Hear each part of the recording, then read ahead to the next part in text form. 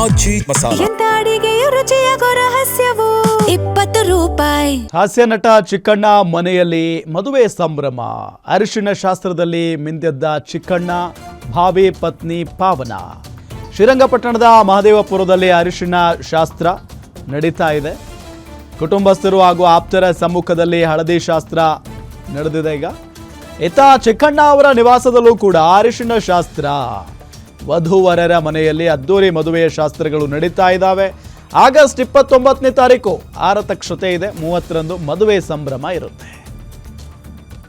ಚಿಕ್ಕಣ್ಣ ಅವರ ಎಂಗೇಜ್ಮೆಂಟ್ ಸಂದರ್ಭದಲ್ಲಿನೇ ಪ್ರತಿಯೊಬ್ಬರು ಸಾಕಷ್ಟು ವಿಶ್ ಮಾಡಿದರು. ಎಸ್, ಈಗ ಅರಿಶಿಣ ಶಾಸ್ತ್ರ ನಡೀತಾ ಇದೆ.